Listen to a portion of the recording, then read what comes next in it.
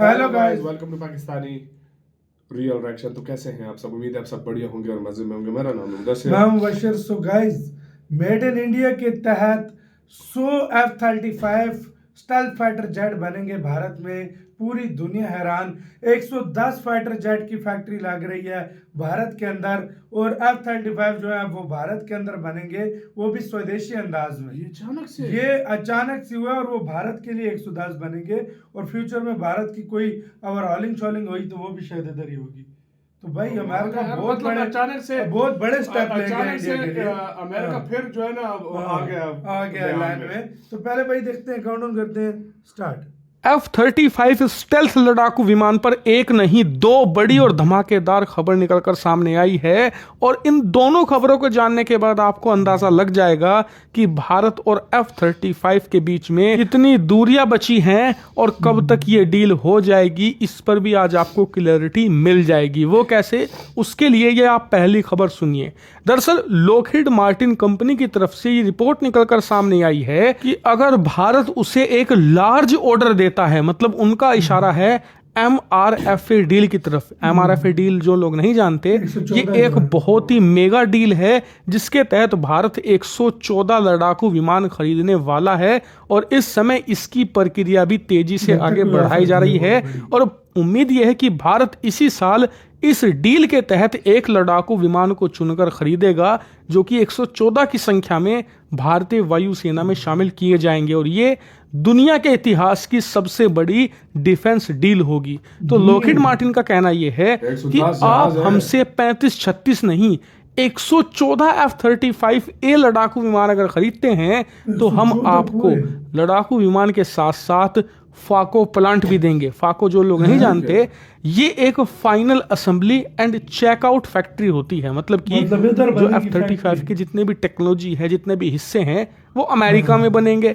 लेकिन Lockheed Martin Bharat के अंदर भी एक फैक्ट्री लगाएगा जहां पर अमेरिका से बनकर ये सारे हिस्से आएंगे और फिर भारत में मौजूद इस फैक्ट्री के अंदर इस लड़ाकू विमान को असेंबल किया जाएगा, यानी कि जितने भी इसके हिस्से हैं उन्हें जोड़ा जाएगा और उसके बाद उसी प्लांट में उस लड़ाकू विमान को तैयार करने के बाद फाइनल चेकिंग होगी और क्वालिटी कंट्रोल किया जाएगा कि वायुसेना को लड़ाकू विमान देने से पहले कोई उसमें कमी ना रह जाए, किसी प्रकार की समस्या ना हो, एकदम परफेक्ट कंडीशन में लड़ाकू विमान वायुसेना को दिया जाए। इसकी भी एक प्रॉपर यूनिट होती है एक फैक्ट्री के अंदर, वो भी भारत में सेटअप करना चाहती है लॉकहीड मार्टिन। लेकिन उन्होंने कहा है कि ऐसी फैक्ट्री अभी तक हमने सिर्फ 3 देशों में स्थापित करी है, जापान, ऑस्ट्रेलिया और इटली, और वो भी इसीलिए स्थापित करी है क्योंकि तीनों देशों ने बहुत ही बड़े लेवल पर लड़ाकू विमान खरीदे हैं। जैसे कि जापान ने 147 F-35 खरीदे हैं, ऑस्ट्रेलिया ने 100 खरीदे हैं, इटली ने 115 खरीदे हैं। तो उन्होंने कहा है कि अगर भारत 110 के आसपास F-35 खरीदता है तो भारत को भी इसकी फैक्ट्री मिल जाएगी। हालांकि 110 का आंकड़ा लॉकहीड मार्टिन के कई अफसरों की तरफ से आया है, लेकिन जो एक्सपर्ट हैं जो कि लॉकहीड मार्टिन पर नजर बनाए रखते हैं, उनका मानना है कि इनकी पॉलिसी है कि 90 के आसपास भी ये फाको प्लांट दे देते हैं। यानी कि अगर भारत 90 के आसपास भी F-35 खरीदे तो भारत में भी आपको F-35 की फैक्ट्री देखने को मिलेगी। अब आप कहोगे कि यार 114 लड़ाकू विमान हम खरीद ही रहे हैं, दूसरे देश से ही खरीदे जाने हैं, मान लीजिए हम राफेल खरीद रहे हैं तो उसकी जगह F-35 खरीद लो, कम से कम फैक्ट्री तो हमें मिल जाएगी F-35 की, भारत में रोजगार भी होगा। तो बात आपकी सही है, लेकिन एक समस्या है और उस समस्या का नाम है गवर्नमेंट टू गवर्नमेंट डील। दरअसल लॉकहीड मार्टिन ने कहा है कि अगर आपको हमसे कितने भी लड़ाकू विमान खरीदने हैं, आपको चाहे 10 खरीदने हैं, 36 खरीदने हैं या 100 खरीदने हैं, हम आपसे सिर्फ एक ही तरीके से डील करेंगे, गवर्नमेंट टू गवर्नमेंट, यानी कि भारत सरकार सीधे अमेरिकी सरकार से डील करे। और इसके पीछे लॉकहीड मार्टिन का तर्क ये है कि भारत में जो भी डिफेंस सौदा गवर्नमेंट टू गवर्नमेंट नहीं होता, उसमें दलाल घुसते हैं, उसमें तरह तरह के बिचौलिए घुसते हैं और फिर होता है भ्रष्टाचार, जिस वजह से कंपनी जो उस डील में शामिल होती है वो बदनाम होती है, सरकार बदनाम होती है और इतना ही नहीं, फिर उस सही है, डिफेंस तो भारत डील की पर भी जांच बैठता भी है, बैठती है और उस वजह से कंपनी को फाइनेंशियल लॉस भी होता है, क्योंकि जब जांच बैठती है तो सारी पेमेंट रोक दी जाती है। तो ऐसी चीजें F-35 को लेकर लॉकहीड मार्टिन नहीं चाहता। उन्होंने कहा है सही कि है आप यार, चाहे दलाल एक नीति खरीदो घुसेंगे चाहे नहीं, 100 इंडिया का खरीदो, भी पैसा आप बचेगा। सिर्फ गवर्नमेंट हाँ टू भाई। गवर्नमेंट डायरेक्ट डील करो, ताकि कोई बिचौलिया ना आए, कोई दलाल ना आए और किसी प्रकार का भ्रष्टाचार ना हो। सही है ना भाई, लेकिन ये तो यार। अभी तक ऐसा कोई संकेत नहीं मिला है कि भारत MRFA की 114 लड़ाकू विमान की जो डील है उसे गवर्नमेंट लेगा टू भी नहीं। गवर्नमेंट करेगा। वो हमने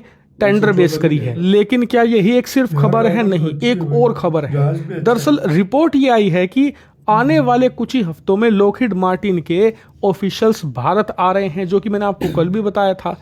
लेकिन भाई आ रहे हैं। इसके आगे की खबर ये है कि ये जो ऑफिसर्स हैं ये भारतीय वायुसेना को ब्रीफ देंगे F-35 को लेकर कि भारतीय वायुसेना में शामिल होने के बाद किस तरीके से लॉकहीड मार्टिन का F-35 काम करेगा और कैसे भारतीय वायुसेना के पायलट्स को इसे उड़ाने में समस्या नहीं आएगी। क्योंकि वायुसेना का एक ही कंसर्न है कि अभी हमारे पास जितने भी भारतीय पायलट हैं उनमें से किसी ने कभी भी एक अमेरिकी लड़ाकू विमान नहीं उड़ाया है। हम ज्यादातर ट्रेनिंग रूसी मिलेगी या राफेल फिर की तरह। फ्रेंच लड़ाकू विमान उड़ाने के आदी हैं, और इसीलिए F-35 जब भारत खरीदेगा तो इस चीज को कैसे कंपनसेट करेगी लॉकहीड ट्रेनिंग मार्टिन, होगी इसकी इसकी ब्रीफिंग भी। देंगे और कैसे ये भारतीय सेना को ताकतवर बनाएगी दुश्मनों के खिलाफ।